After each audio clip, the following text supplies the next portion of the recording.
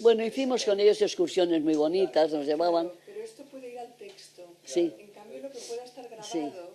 Claro, que para es grabar, yo creo que el cómo el alcalde te hizo Bueno, llegar a París. el asunto es que yo estaba conocerse, constantemente en contacto por correspondencia, claro, con María Celina y Luciano y con Viana, con el amigo Viana.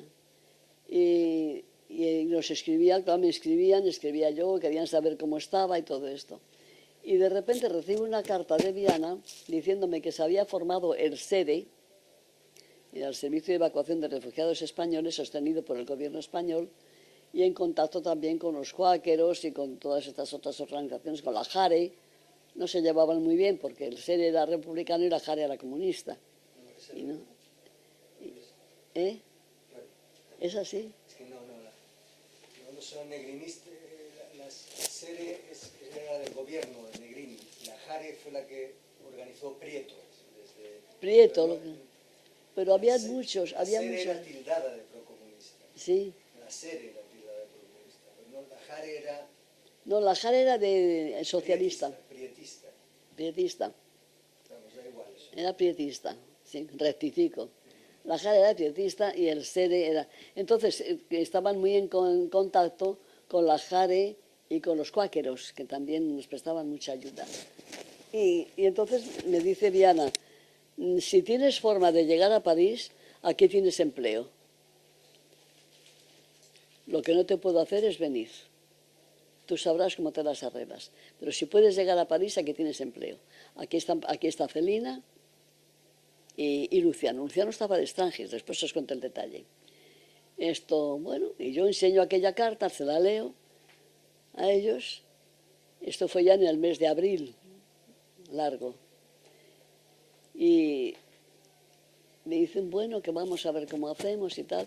Oh, qué pena perderte, qué tal. Bueno, hablan con el alcalde, el Monsieur Migaud, que era ¿cómo se llama? El secretario de la CGT. Habla con el alcalde y el alcalde le dice, mira, tú te la llevas y yo no sé nada. Si la policía viene preguntando por ella, no me explico cómo ha ocurrido esto, pero se ha evadido. Pero yo no me lo puedo explicar y ya está.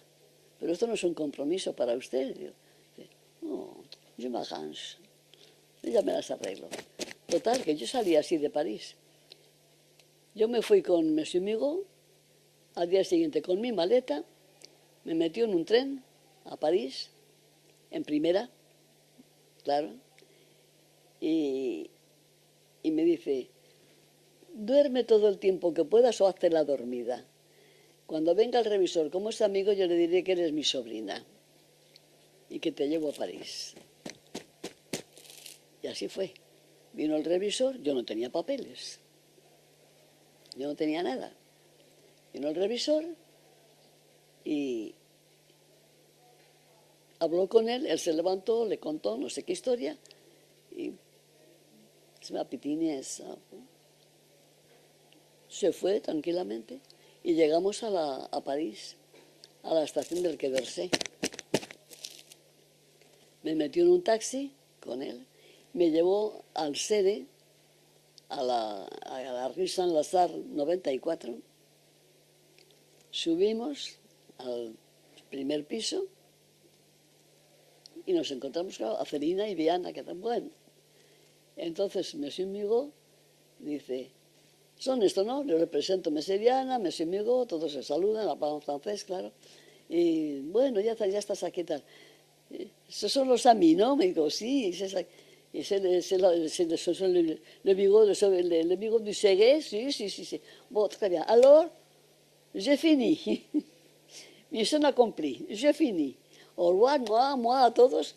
Y él se fue y allí me quedé. Y claro, ahí empezaba el asunto. Yo no tenía ni un papel, nada. Y entonces la Embajada de México se portó muy bien con nosotros.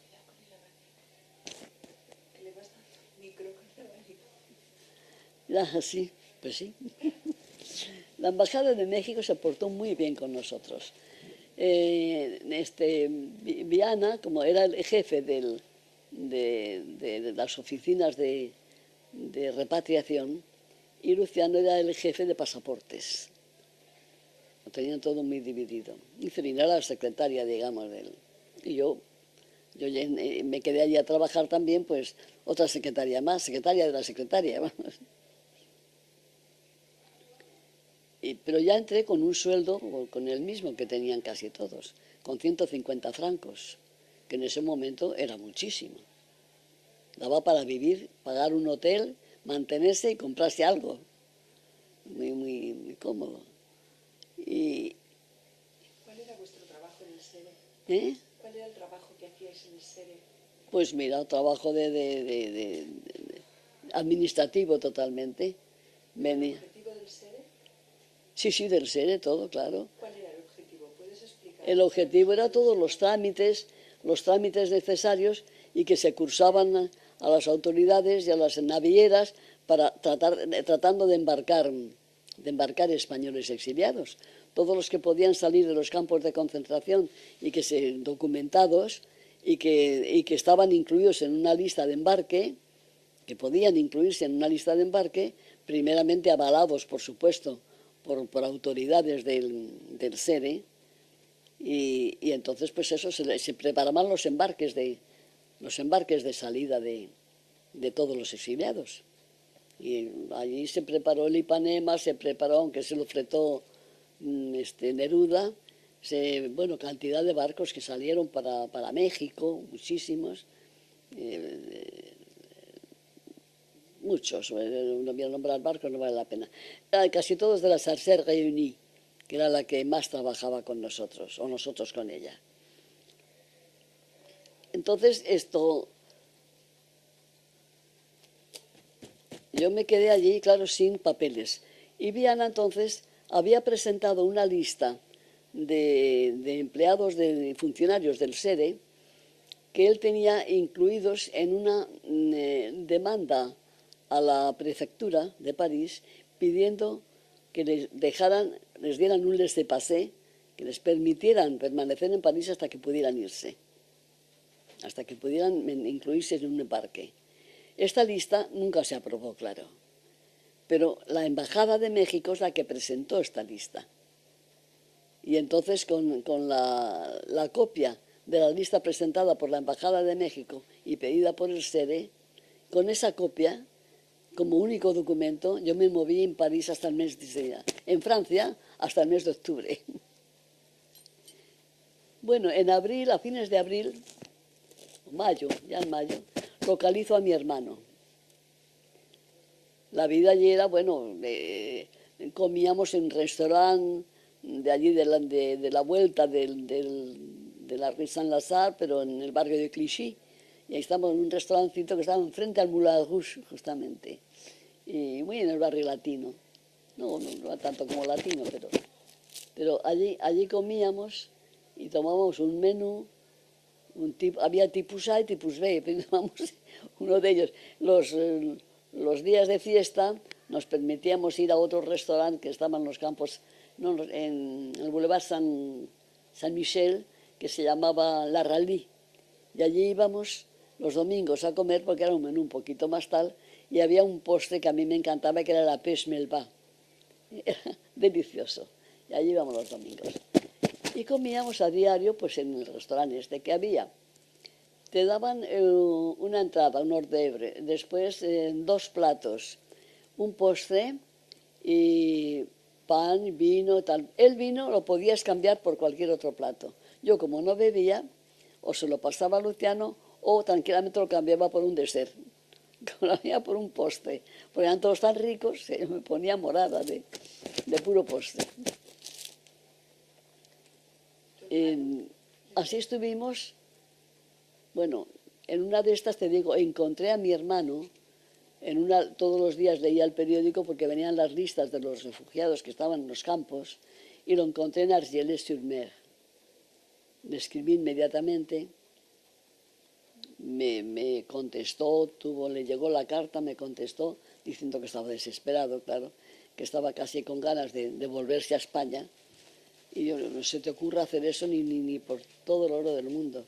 Primero que comprometes a tu padre, que no sabemos dónde está. Vamos, nos lo suponemos, ¿no? Pero no lo sabíamos. Total que dije, intentaremos sacarte de ahí. Y por medio de amigos que estaban en Perpiñán, dedicados a esta tarea de sacar gente del campo, de los campos, pues efectivamente Celina se puso en contacto con ellos enseguida y ellos lo fueron a ver y ya se conectaron para al día siguiente que tratara él. Él estaba en intendencia, por suerte, y todos los días iban en el camión con el intendente a Perpiñán a buscar el suministro de pan y suministro para el campo, los pocos que tenían. Y se pusieron de acuerdo. Dice, oye, no tengo ropa. Pues sal con un mono, con el mono que tenían en el campo.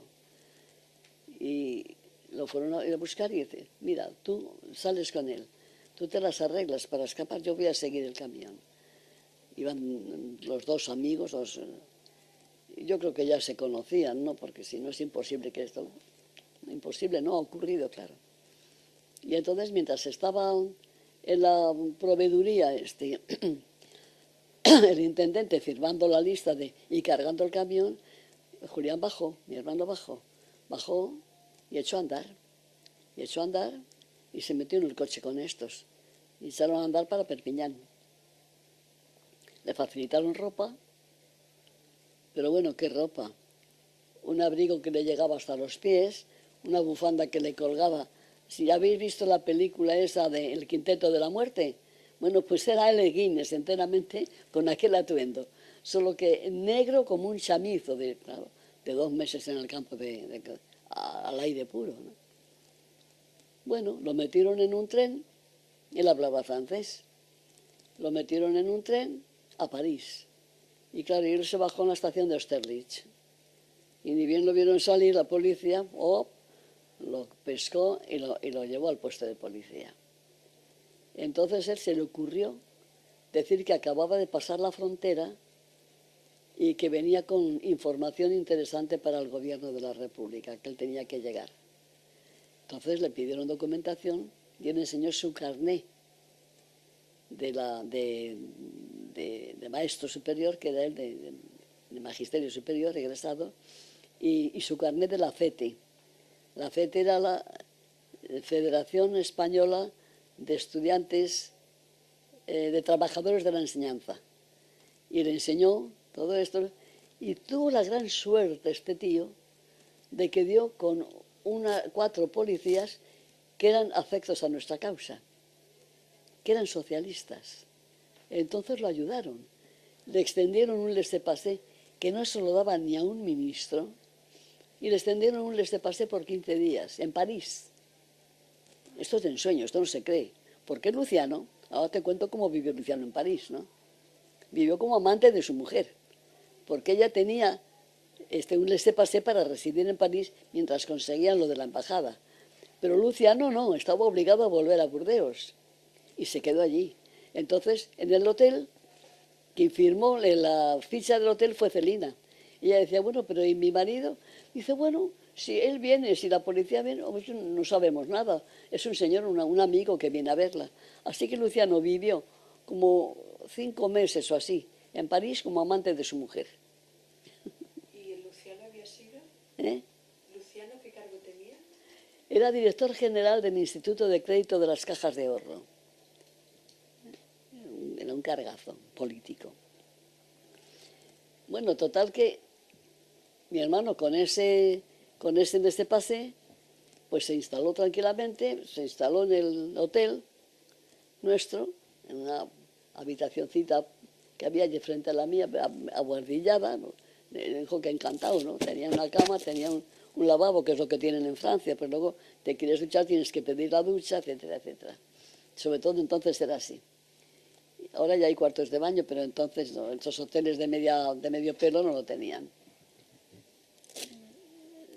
Total que lo primero que hice yo aquella tarde con él fue llevármelo de tienda en tienda y equiparlo de arriba abajo. porque así no podía, es que no podía ni salir a la puerta de la calle, porque le iban a echar mano. Entonces lo equipé de arriba abajo, desde ropa interior toda, un traje, zapatos, todo lo necesario, una corbata, todo. Digo, vístete como... Y efectivamente, así lo hizo. Bueno, y venía de 21 botón, venía. Y así, se paseó por todo París hasta el mes de septiembre, que embarcó para México. Por todo París y por todo Burdeos se paseó tranquilamente. Ese laissez-passer, bueno, con laissez-passer vencido, porque él se presentó a los 15 días en la policía y quiso renovarlo porque aún no tenía, y con su carta de la embajada presentada a la prefectura. Y como no tenía los papeles, él se presentó a que se lo renovaran. Dijeron, no podemos renovarlo, usted tiene que abandonar París. Bueno, pues muy bien, él se guardó el coso, no se lo quitaron, y con ese laissez-passer vencido y el otro papelito se paseó por todo París hasta el mes de septiembre, desde el mes de mayo.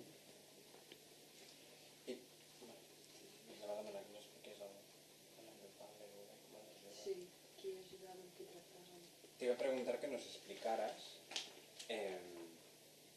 el papel que juega Neruda, que era amigo de tu hermano, y el papel que juega él cuando os conocéis para que os facilite el visado. La historia del visado de Neruda. De cómo conseguiste tú el visado. Ah, no, pero eso fue después para mí, sí. De Julián, nada. La postura del gobierno argentino. Ah, bueno, nada, negativa totalmente. El gobierno argentino era pro-nazi, todo. El ministro, que era Saavedra Lamas, era más demócrata, pero estaba muy presionado. Pero el gobierno era pro-nazi y todas las relaciones diplomáticas, todos los embajadores, embajadas, consulados, todos eran nazis completamente. Bueno, así seguimos y Luciano y Celina gestionaron su salida porque unos íntimos amigos que viven en Paraguay, una gente potentada, les mandaron un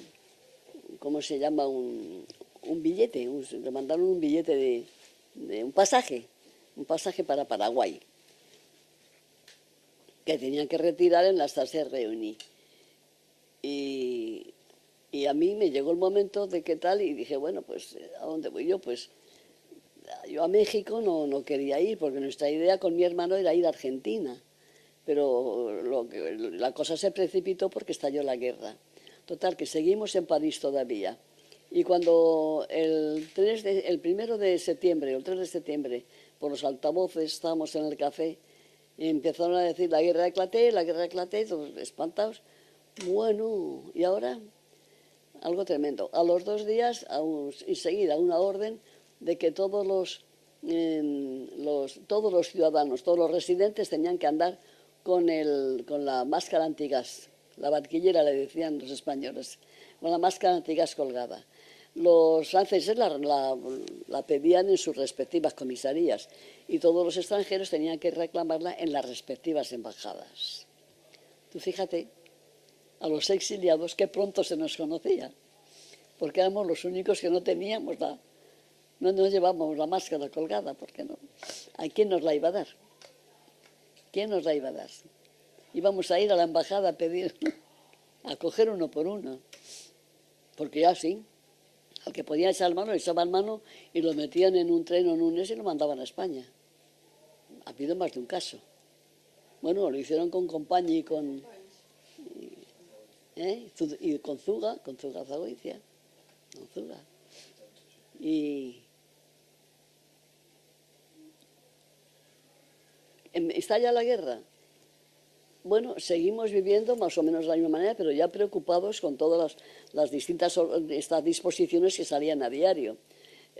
Una vez pasó por allá un avión y ya toda la gente enloquecida, porque los franceses eran bastante cobardillos, ¿no? Y como locos todo el mundo al metro a meterse, y las únicas que no teníamos la máscara de antigas éramos Celina y yo. Todo el mundo con aquello enloquecido. Y era una falsa alarma porque no estaban atacando. Era un avión que además volaba altísimo, ¿no? Bueno, salimos y vimos que aquello estaba muy difícil, claro. Entonces, yo me fui, como quería Argentina, y entonces Luciano y Celina querían a ver si podíamos viajar. La cosa era que saliera mi hermano cuanto antes, porque él estaba en edad militar, y estallada la guerra, pues se andaba por allí, o lo mandaban de vuelta a España o tenía que enrolarse en el ejército francés, o lo metían en la cárcel, una de dos. Entonces, tratamos de arreglar inmediatamente el embarque de mi hermano, que salió el 1 de septiembre, me parece que fue, de Burdeos. No, fue el 15 de septiembre. El 15 de septiembre. Salió de Burdeos, porque la disposición que salió además, ya en agosto, era que a partir del 1 de septiembre todos los extranjeros que estuvieran en París debían abandonarlo, y todos los que estuvieran para embarcar debían de dirigirse a su puerto de embarque. Entonces nos fuimos a Burdeos. En Burdeos se juntaron una cantidad de, por supuesto, de españoles y de gente de fuera y tal. Incluso había un matrimonio ruso, que era un médico, que eran muy amigos de Luciano y Celina, y estaban también allí. Y nos fuimos a Burdeos. Y mi hermano pues también se vino a Burdeos. Pero él logramos, por suerte, que su barco, el vapor La Salle, saliera el día 15 de septiembre, y entonces pues allí fue. Allí fue. Y ya la tranquilidad de que ya él por lo menos, bueno, hizo un viaje que ni Fires Fog, ¿no? Porque fue por Cuba, por no sé qué más sitios, hasta llegar a México. Y nosotros quedamos allí pendientes del embarque nuestro en el vapor Pasteur, que es en el que íbamos a embarcar. Y esto lo habíamos arreglado ya con el gerente de Monsieur Picard, que era el gerente de la Sarcelles Réunie en París. Y él nos había ofrecido ese barco. Y además, bueno, ahí intervino un amigo de Luciano, es un vasco que era de las compañías navieras vascas, y estaba exiliado también, Irala. Y este habló con el de la Sarcelles Réunie, diciéndole que la personalidad que era Luciano y tal, y nos dijo que saquen tercera, porque yo los pasaría a segunda. La segunda de esos barcos era como la primera de cualquier otro, ¿no? Entonces, el Pasteur lo íbamos a hacer el viaje inaugural. El viaje inaugural. Pero, ¿qué pasó? Que al estallar la guerra, el gobierno no lo quiso exponer y lo mandó a dique seco. Y entonces, el barco que se nos adjudicó fue el vapor Marsilia, famoso Marsilia. Y bueno, pendientes del Marsilia. El Marsilia tenía su salida el 18 de octubre. Así que desde septiembre, el 15 de septiembre, así que nos fuimos para Burdeos, hasta el 18 de octubre estuvimos allí, en Burdeos. Y de allí ya nos fuimos para la Rochelle y la Palisse, pasando por todos los controles y todas las cosas sanitarias y todas las gotas en los ojos y toda la historia, y allí subimos. Y ahí conocí a Elena Fortuny y al marido, que hicieron el viaje con nosotros. Pero eso es para contar en otro momento y de otra manera. Embarcamos en el vapor Marsilia. Sí. No me has contado todavía lo de Neruda, Mercedes. ¿Cómo? Que no me has contado todavía lo de Neruda.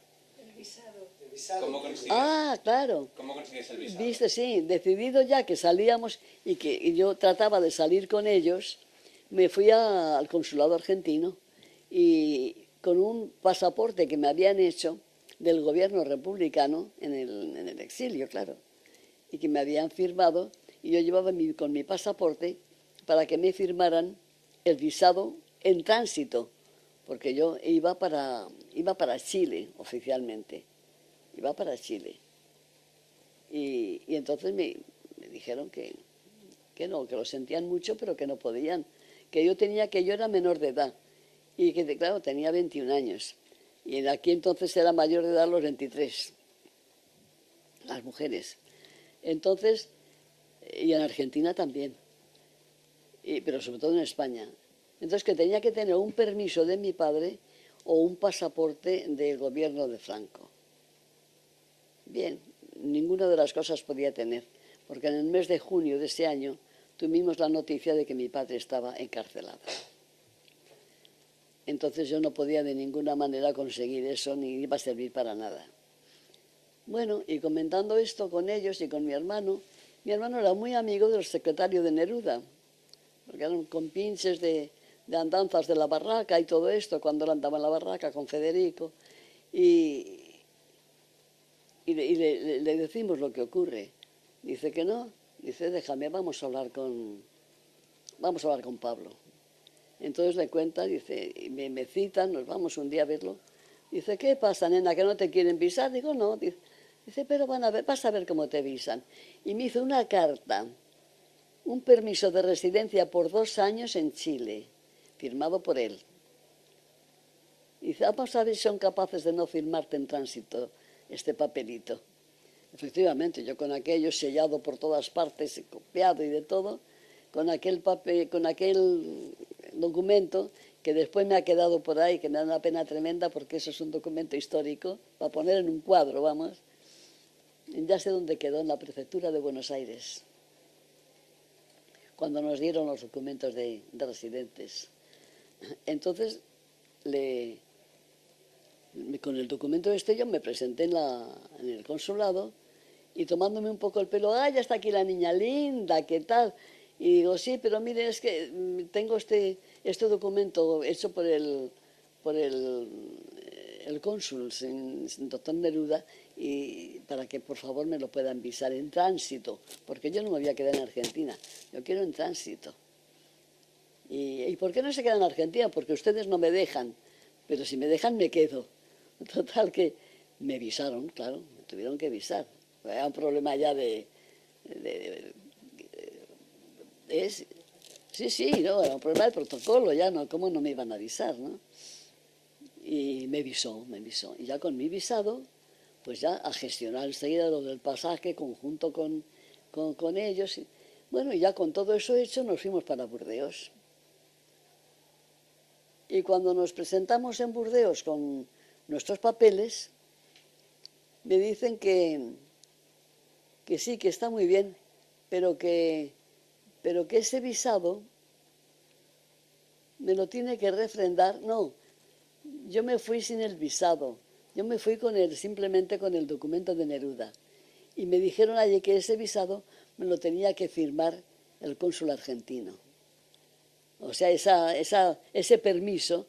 Así que aquí me tienes a mí cuando no se podía uno mover de Burdeos, gestionando para poder irme yo. No podía salir ninguno, ni Celina ni Luciano. Y yo presentándole a la policía que tenía que hacer sellar ese documento, pues me fui sola. Cogí un tren de noche, me llevaron ellos, Luciano y Celina muy preocupados me cogieron un cojín para que yo fuera cómoda y tal, y para que fuera a Burdeos. A París ya habíamos hablado con Viana, que me esperaba, y fui al consulado y tal. Bueno, pero ese viaje fue dramático, porque en lo más alto de la noche, por ahí a las 2 o 3 de la mañana, el tren se para y nos hacen bajar a todos. Porque ese tren lo tenían que ocupar tropas.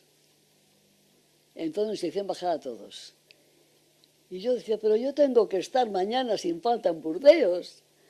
Y digo, no, pero ahora vendrá un tren ahora que ahí Bueno, vino un tren así lleno. Y como fuera ahí lleno de maletas, de todo, ahí nos metimos como pudimos y viajé el resto de la noche hasta Burdeos a la mañana que llegué, sentada en una valija en una plataforma. En una plataforma porque no había sitio, no estaba así, estaba como higos en banasta. Algo tremendo. Y bueno, pero pude llegar. Pues ya estaba todo arreglado, pues qué bien. Pues ya nada más que pendientes de la salida del barco y nos anuncian la salida del barco para el 18 de octubre. Entonces, el 18 de octubre, por la mañana, tomamos el único tren que salía para La Rochelle y allá iba todo, con todo lleno de refugiados, claro. Muchos de ellos gallegos, muchos amigos, pero todos íbamos ahí. Y a la mitad del trayecto, para el tren, hace una parada y Luciano baja. Pensó Celina, bueno, va a hacer una visita, ¿no? Bueno, y en la siguiente parada, Luciano baja. Y curiosamente, el tren arranca y Luciano no ha subido. Luciano no está, y yo asustado. Oye, que Luciano, no seas tonta, nos quiere hacer sufrir. Seguro que está ahí en el compartimento de los Villaverde o de tal, de cantidad de amigos que venían, y nos quiere hacer sufrir.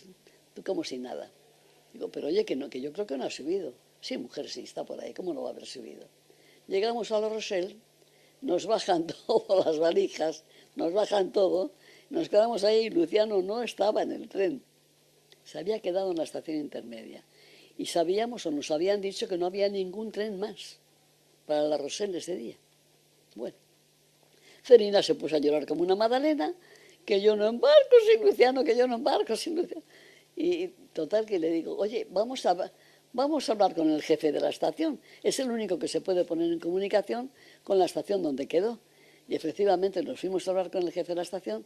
Estaba con nosotros otro amigo, Severino Iglesias, un exalcalde de la República, y nos fuimos a ver al jefe de la estación, le explicamos la situación. Dice, sí, ya tengo aviso. Y esta intérprete dice, viene en un próximo tren donde excepcionalmente le van a subir y llegará aquí dentro de una hora. Así que allí estuvimos esperando que llegara dentro de una hora y él tomándonos el pelo. Pero bueno, tal, sufrieron mucho, casi sentir, para matarlo. Era muy de él esto. Y bueno, de ahí ya en un autobús que estaba esperando, los del grupo que faltaban, un autobús que hacía viajes de ida y venida a La Palisse, porque el barco salía de La Palisse. Pero, bueno, el puerto de embarque, digamos, en La Rochelle, pero el barco salía de La Palisse. Y allá fuimos a parar a una nave que estaba frente al barco, como un garaje enorme, como un garage, una cosa enorme. Y allí nos hicieron todo tipo de cosas, de vacunas, de gotas en los ojos, de mirar la boca, de qué sé yo, antes de embarcar. Y por fin, allá fuimos, a bordo. Subiendo aquella planchada, yo me acuerdo que me temblaban las piernas de una manera impresionante, porque veía por fin que yo me iba a meter en aquel barcazo. Y allí fuimos. Entonces nos presentamos al comandante del barco, por indicación de Monsieur Picard, el director de la Station Réunie de París, y enseguida nos dijo que esa noche durmiéramos en los ¿cómo se llama?, en los camarotes que teníamos asignados en tercera preferente, porque la inmensa mayoría de los que venían, funcionarios, incluso algún ministro y tal, venían en el dortoir, en tercera vulgar y silvestre, ¿no? Las bodegas, vamos. Y a nosotros nos pusieron en tercera preferente. Y luego al día siguiente nos pasaron a segunda. Aquello era ya, ¿para qué te cuento? Una maravilla. ¿Y queréis que siga contando? A ver, ahora que estamos ya además terminando las citas. La llegada y... La llegada Porque puede entra ser- Botana y Clarín, pero vamos, eso no sé si es Pues esto interesante. puede ser el final y Pero ya me parece lo más... La llegada y la quedada. como el cierre. Sí, Pero la historia de Botana yo sí. creo que es... Botana está bien. ¿Eso sí va? Sí, la Esto llegada. podemos decir y entonces ya te puedes terminar con una frase diciendo que... Pues entonces la historia de Botana y después que corte y ya Y ya, indícale sí. tú qué es lo que Sí, quieres que... vale. ¿Tuvisteis algún bombardeo no durante el... la Tuvimos un travesía? ataque, pero por fortuna no nos dio. No, es interesante lo del viaje. Sigue... Lo del bombardeo, si tuvisteis algún problema, esto que cuentas lo del bombardeo y la llegada, Bombardeo, torpedeo. un torpedeo, sí, y la llegada a Buenos Aires, cómo conocisteis a Botana y cómo gracias a él os pudisteis quedar a pesar de la actitud Sí, de sí, las en efecto, sí. autoridades. Esto lo decimos, ¿no? Sí, las dos cosas. Pues en efecto, pudimos embarcar y nos estuvimos 3 días en puerto, porque cuando parecía que el barco salía, el barco volvía a puerto. O sea, salía, creíamos que salía, y a la mañana siguiente estábamos de nuevo en puerto. Y lo que pasa es que había avisos de que nos estaban esperando unos submarinos. Entonces tardamos 3 días. Y por fin el cuarto, al despertar, por el ojo de buey, vimos que efectivamente estábamos navegando. Estábamos navegando. Y habíamos salido. Y así seguimos navegando con órdenes. Llevábamos a bordo un comisario que debía ser, bueno, amigo de la onza debía ser, ¿no?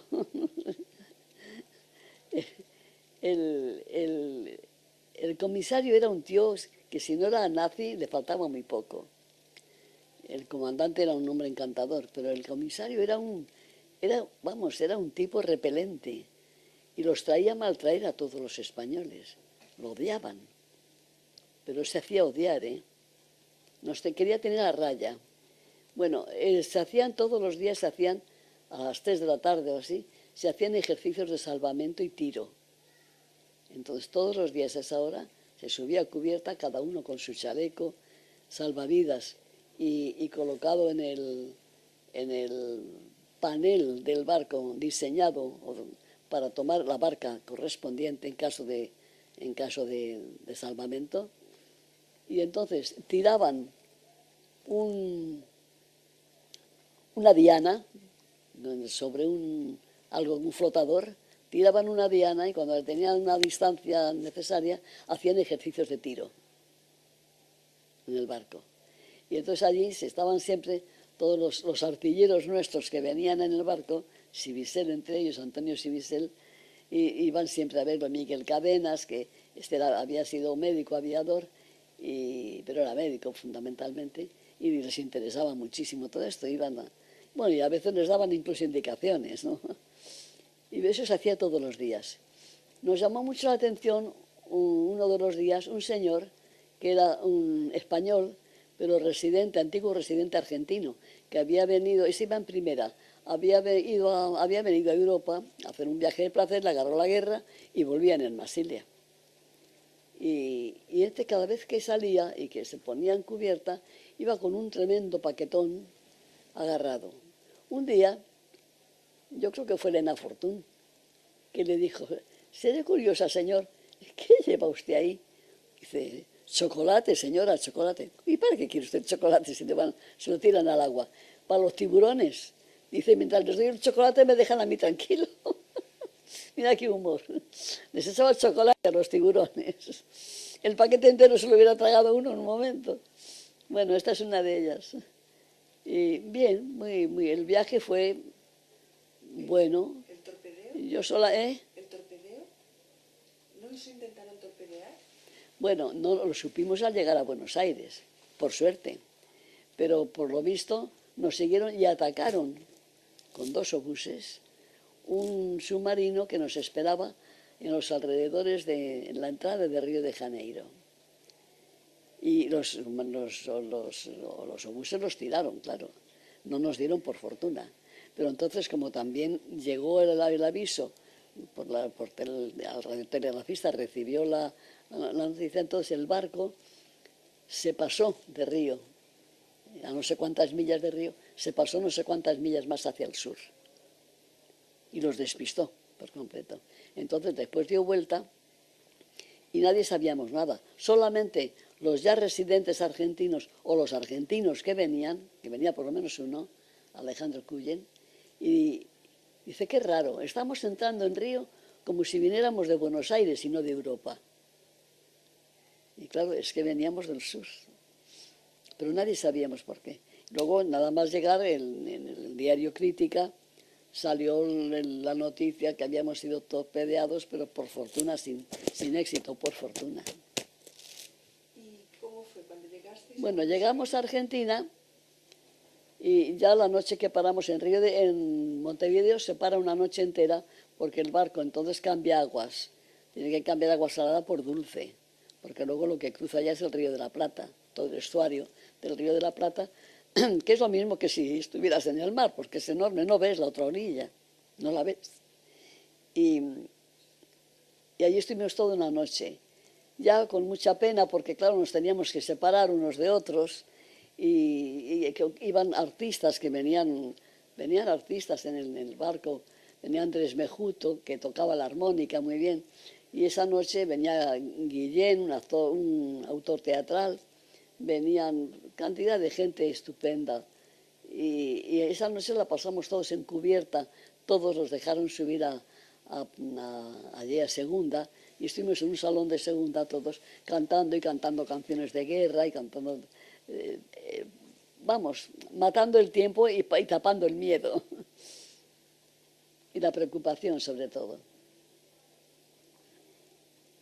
Y nada, salimos a la mañana siguiente, a las 8 de la mañana, salimos, cruzamos ya por el Río de la Plata y llegamos a Buenos Aires. Llegamos a Buenos Aires y vinieron a saludar a Luciano y Celina unos primos de ellos, hacía años ya que estaban allí, una gente muy afincada, ¿no?, a Buenos Aires, y vivían allí hace tiempo, y los hijos eran argentinos. Y vino muy enfermito el pobre, porque estaba con un cáncer de páncreas, y vino enfermito, vino con el chofer, uno de los hijos, la señora y la hija mayor, Tita, y vinieron y estaban allá abajo, y no nos dejaban subir, y baja Luciano a saludarlos, y el bueno del comisario, que había puesto allí dos cancerberos, dos policías, que lo mismo que los senegaleses, que le cruzaron armas y que no puede salir. Descend pas, monte. Y bueno, pues y que no podían saludarse, y el hombre estaba que no se tenía. Y entonces yo me fui a ver al comandante y le dije: señor, ¿usted cree que son terroristas? Quiero hacer el favor de decirle al señor comisario que los mire bien, a ver si le parece que estos señores están en una bomba o algo. Y claro, el otro dio orden enseguida de que los dejaran pasar. Y subieron y estuvieron sentados en el salón con nosotros un buen rato. Pero el tío del comisario le cayó como una bomba eso, ¿eh? Pero vamos, ¿pero dónde va a parar? ¿Pero qué es esto? ¿Y el contacto con...? Un momento. He omitido un detalle muy simpático. Y es que al pasar el Ecuador se hace siempre una fiesta a bordo, en todos los barcos. Se hace una fiesta a bordo muy importante. Y aquí se hizo también. Se hizo y entonces subieron, pues dejaron pasar a todos los de tercera y todo, allí alrededor de la piscina y todo, porque se tiraba la gente al agua y todo. Bueno, y los españoles, que tenían muchas ganas al comisario, fueron a por él, que estaba vestidito, hecho un merengue, todo de blanco, porque llegábamos en verano a Argentina, y todos iban de blanco, inmaculados. Lo cogieron entre 3 o 4, y lo echaron a la piscina. Lo echaron a la piscina ante los aplausos de toda la concurrencia, ¿no? Bueno, el hombre salió, no tuvo más remedio que aceptar la broma, pero le debió de caer como una patada y media. Por eso al llegar a destino no dejaba pasar a nadie. Bueno, y al fin ya allí estábamos. Y al día siguiente, cuando estábamos allí esperando a ver si inmigración o lo que fuera para poder seguir al Paraguay ellos, y yo, que llevaba visado para Chile, me vinieron a recibir el representante que era en Buenos Aires de la empresa de la industria donde mi padre trabajó tantos años y que salvó en guerra. Esto, que era don Manuel Riera Frau. Y vino con el hijo y con la señora. Eran catalanes. Muy cariño, Merced, se llamaba ella Merced. Y el hijo estaba empleado en inmigración. Entonces, cuando le contamos el problema, me pidió todos los datos y para arreglar él, a ver si podía arreglar el que yo me fuera con ellos a Paraguay. Así que prácticamente ya estaba encauzado el asunto, ¿no? Conseguir de inmigración que en lugar de mandarme a Chile me mandara a Paraguay. Ya Neruda me había mandado a la consulesa de Chile en Buenos Aires, Marta Brunet, una escritora, ya la tenía yo allí, pendiente de mí para cuando pudiera bajar, cogerme y llevarme ella a Chile. Encargo de Neruda, claro. Y bueno, todo preparado así. Y al día siguiente, después de comer, como a las 3 o así, aparece por allí como una tromba don Natalio Botana. Repite esto, Nisita. ¿Qué es que sé? Repite esto, repite esto. Es que ha habido un ruido. Un ruido fuera. Aparece don Natalio Botana. Natalio Botana era el dueño de uno de los periódicos de más circulación de Buenos Aires. Digamos que el periódico vespertino de más circulación. Diario Crítica. Subió allá con Policho Córdoba Iturburu, un escritor muy bueno, fue director de la Sociedad de Autores, de Escritores de Argentina. Y fue con él, porque allí había, Policho conocía cantidad de los que iban, a Mejuto, a tantos otros, todos excombatientes, gente que había conocido en el frente, porque él había sido corresponsal de crítica en nuestra guerra y tenía cantidad de amigos. Entonces vino a saludarlos. Estaba él, estaba Clemente Zimorra, que era periodista, estaban cantidad de ellos, Mariano Perla, cantidad de gente conocida. Y entonces, de repente, el señor Botana mira así y se fija en Luciano y dice: ¿usted es Vidán? Dice: sí, señor. ¿Y a dónde va usted? A Paraguay. ¿Y a usted qué se le ha perdido en Paraguay? Dice: a mí nada, pero como no me dejan entrar aquí, tenía que ir a algún sitio porque tenía que salir de Francia. Pero ¿y usted cómo no me ha escrito? ¿Cómo no me ha dicho? Pues mire usted, porque cuando uno está en la mala, como ustedes dicen, pues lo mejor es ser discreto. Déjese de cosas. ¿Usted quiere quedarse en Argentina? Esa era la idea. Policho, encabeza una lista. A ver, ¿quién viene con usted? ¿Su señora? ¿Y esta niña quién es? Pues es una prima nuestra, que todo el exilio lo ha hecho con nosotros y que ahora pues iba para Chile. ¿Tú te quieres ir a Chile? No, señor. Encabezó una lista con Luciano Vidán, su señora, y Mercedita Sorgaz. Y de ahí siguieron hasta 37 familias. Botana, con esta lista, se fue al presidente de la República, que era Ortiz en ese momento. Era conservador tirando a más, pero con un ten-con-ten, sobre todo con un periódico como Crítica, ¿no? Y entonces lo llamó a la secretaria: quiero ver al presidente. Dice: pero es que el presidente está de gira, está en el norte, está por Salta. Localícemelo y dígale que lo quiero hablar. Lo localizó y habló con él. Presidente, tengo en el puerto el vapor Marsilia con la flor y nata de la intelectualidad española. ¿Vamos a dejar que se vayan a otro sitio? Tengo una lista que quiero que usted autorice y me firme para que me documenten a toda esta gente. ¿Cómo se le diría? No lo sé, pero lo cierto es que, porque de lo contrario, mañana van a salir unos titulares en mi periódico que mejor va a ser que no los lean. Autorizó inmediatamente todo, dio las órdenes oportunas y al día siguiente nos mandó 4 o 5 limusines impresionantes. Esto se alquilaba, había casas de eso, y con ellas nos metió en los coches y nos llevó al diario, a la recepción del diario, a darnos un cóctel de bienvenida. Nos hizo ahí a la tarde, nos hizo una fiesta, un cóctel de bienvenida, un cóctel de bienvenida. Y allí charlamos unos con otros tal, y nos pregunta a Celina y a mí: ¿y vosotras qué hacíais en España? Pues le explica a Celina, dice qué es lo que hacíamos, qué éramos, y dice: Tito, lo llama el hijo, ya tiene secretaria. Celina iba con él, y yo iba también a Crítica con el director de personal, que luego fui de Tito también, porque Celina ya dejó de trabajar, y también yo fui de secretaria de Tito.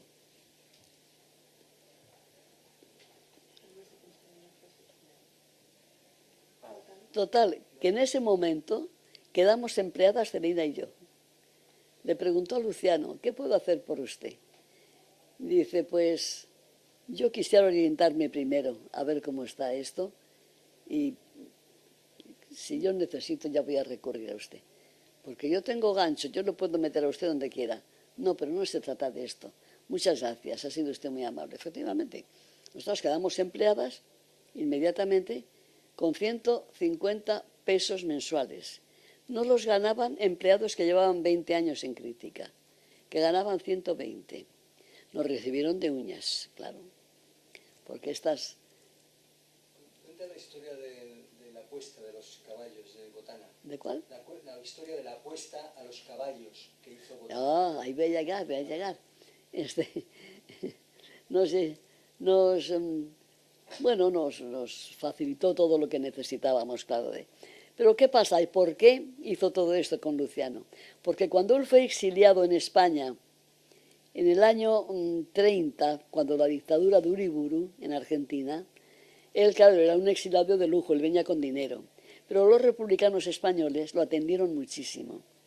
Lo atendieron, lo llevaron a Toledo, llevaron a la señora aquí y allá, y cuando estaba en Galicia pidieron a Luciano que lo atendiera él, como miembro de Izquierda Republicana. Y Luciano los atendió.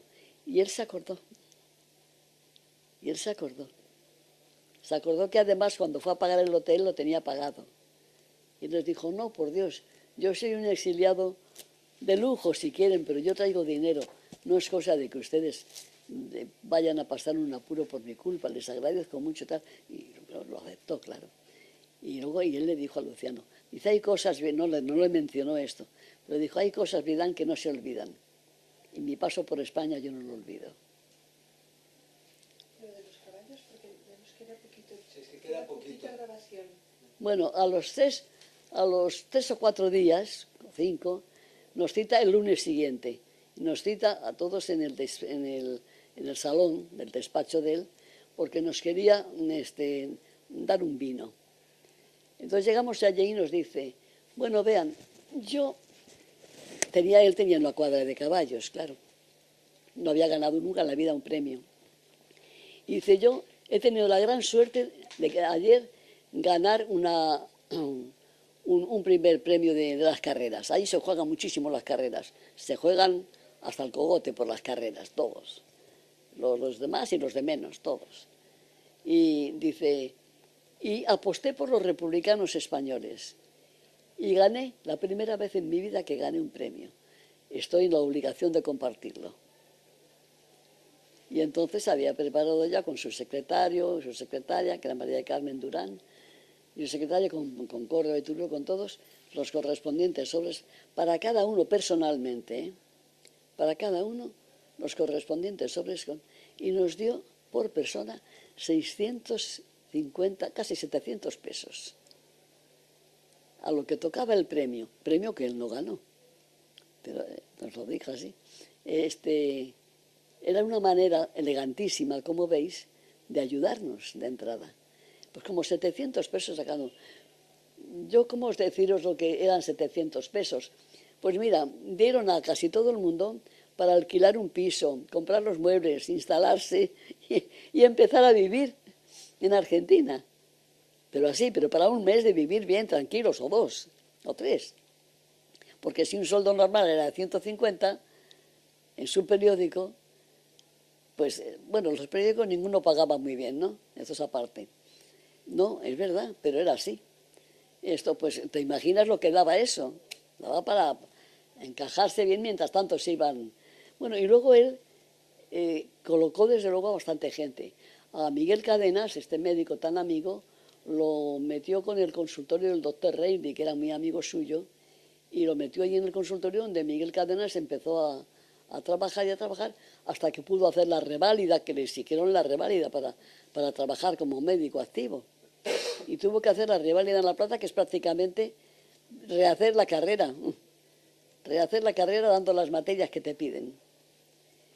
Pero bueno, ayudó mucho a los españoles, a todos los que eran periodistas, todos tuvieron algo que hacer en crítica. La propia Elena Fortún trabajó también en crítica, escribió artículos, cuentos. Bueno, pues después de esto, a los 2 días, Botana nos mandó por equipos, porque éramos muchos, nos mandó con un empleado suyo, directo, que era justamente el que hacía la sección de policía, nos mandó a la prefectura, a la policía, para que nos documentaran. Entonces nos dieron un documento de identidad a cada uno, con el cual podíamos circular libremente por todo el país. los datos que tenían que tener para extender este documento era, claro, el pasaporte de cada uno, tal, y yo tenía la carta de Neruda. Tenía que haber un documento de identidad, ¿no? que justificara que nos estaban dando la residencia. Total, que nos dio la residencia a una cantidad de... todos los que bajamos. Nos dio la residencia y a partir de ese momento nos ya circulamos libremente sin ningún problema, salir, entrar, viajar, lo que quisiéramos. Muy bien. Y ahí empezó nuestra vida en Argentina. Nuestra vida en Argentina, que fue primero preocupante, sobre todo por la familia. Yo en mi caso, nos tenía muy preocupados el caso de mi padre, pero la verdad, a lo largo de unos años no nos faltó trabajo, no nos faltó dinero y no nos faltó bienestar. Realmente yo en Argentina fui feliz. Argentina fue para mí no un recurso, fue una ayuda, un descanso, una especie de oasis de paz. Y allí, por supuesto, trabajé, cambié de empleo después, trabajé en una industria como secretaria de dirección y después fui directora de importación, no, director de importación, y siempre conservando el cargo de secretaria de dos de los directores. Gente que ha sido luego muy amiga y los he visto cuando he vuelto a Buenos Aires con mi marido. Bueno, allí conocí a mi marido, a Ramón Giraldez. Lo conocí a los 10 años así de llegar allí, que llegó él de España, justamente llamado por un tío suyo de Paraná, para trabajar, porque aquí estaba la cosa muy mal, para trabajar en Argentina, en lo suyo. Mi marido era químico, era licenciado en Ciencias Químicas, especializado en cerámica, y aquello en Buenos Aires estaba muy bien. Pero solamente concurrieron después los años peronistas y fueron tremendos para todos, pero a nosotros no nos fue mal. Y bueno, me casé allí, y allí tuve a mi hijo, que quizá fue el mejor recuerdo que puedo conservar de Buenos Aires, y este petiso mal hecho, pues es el que nos dio la vida, desde luego. Pudimos hacer nuestro lindo chalet, pudimos vivir muy bien. Cuando falleció mi padre, me llevé a su esposa, a mi madrastra, ¿no? Pero me la llevé para allá y con nosotros estuvo volvió después a España con nosotros y con ellos estuvo hasta que falleció. Pero tengo de Argentina muy buenos amigos, muy buenos recuerdos, y conservo magníficos amigos a quien mi familia conoce. Muy bien, muy buen final.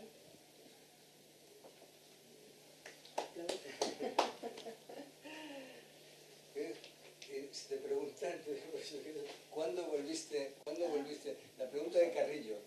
¿Y usted cuándo volvió a España? Sí, y yo le dije, bueno, mire, ¿Lo tienes ahí? ¿Lo tienes? bueno, después de años, hace solamente 2 o así, me encontré con Santiago Carrillo en una conferencia que daba una presentación de un libro de Carmen Albors. Y entonces, como Carrillo lo conocía, una amiga, muy amiga mía, compañera de facultad, Delfina Navarro, lo saludamos y le dice, usted sigue fumando, había tenido un infarto ya. Dice, la mujer dice, no hay quien se lo haga dejar y tal. Y dice, pues mira, aquí tienes una exiliada que también dice, sí, digo, sí, ¿de dónde? De Argentina. Dice, ¿y cuándo volvió? Digo, bueno, mire, yo vine a España de nuevo en el año 61, pero volver, lo que se dice volver, yo he vuelto en el 75. Digo, para que quede claro, ¿no? Sí, este es un buen final. Sí. Este es un buen final. Y esa es la última. Esto ya es curiosidad mía, no tiene nada que ver con el reportaje. ¿Cuál? Esto ya es curiosidad mía, lo que te voy a preguntar ahora. No tiene nada que ver con el reportaje. Bien. Pero, ¿supiste algo más de la gente que se quedó en las fábricas en Romilly? Sí, la mayoría se quedaron allí. Y como eran todas mujeres, unas se casaron, otras salieron y las mayores, pues algunas volvieron a España, creo, pero vamos, no he mantenido ningún contacto con ellas, no tengo ni idea, porque en este momento si me preguntas no sé ni cómo se llamaban. Ya. Fue muy poco el contacto que tuve con ellas y con ellos. Las que os llamaban señoritingas, ¿no? ¿Eh? Las que os llamaban señoritingas. Con Luisa y Pino, sí. Sí, hombre, esto nos hemos visto mucho. Luisa prácticamente falleció en mi casa. Nosotros fuimos los que la internamos y le dio una cosa cerebral. Miralles y Luisa se fueron a Santo Domingo, ¿no? Sí, Fundaron los Delate y Luisa, con Miralles, que eran muy amigos además, salieron para Santo Domingo. Quedaron en Romillito todavía casi un año, porque Pino y Álvarez Delate se fueron primero, pero Luisa y Pepe Miralles todavía se quedaron allí con los Motré. Y luego después embarcaron y se fueron para Santo Domingo. Y allí los mandaron a la jungla, porque allí hicieron, primero pusieron una plantación de cacahuete y les fue como el demonio, claro. Entonces, como de eso no se podía vivir, había que hacer algo. Y entonces Pepe Miralles, que era artillero de carrera, egresado de la escuela de Segovia, dice, bueno, yo lo único que sé es enseñar, así que vamos a poner una escuela. Hizo con tablas un barracón donde alfabetizó a todos los críos de la zona, a todos los inditos de por allá. Y entonces los hacía desfilar, para entusiasmarles, los hacía desfilar con tablas que eran los fusiles, era militar, claro, y entonces mantenía una disciplina fenomenal. Bueno, después se fue viniendo a otra ciudad más cercana y luego se fue a Santiago de los Caballeros. Santiago de los Caballeros es la segunda ciudad políticamente importante dentro de Santo Domingo, de República Dominicana. Está Santo Domingo capital, Santiago de los Caballeros y varias otras, muchas. Por ejemplo, como aquí decimos Madrid, Barcelona, Sevilla. Pues esa Barcelona de allá. Pues allí montaron una escuela que yo después la he visto porque he ido con mi marido, hemos ido con Moncho allí en el año 91 o 91, 92, 91. Y bueno, es una escuela importantísima. Pepe falleció, pero un sobrino de él, pues no tuvieron hijos.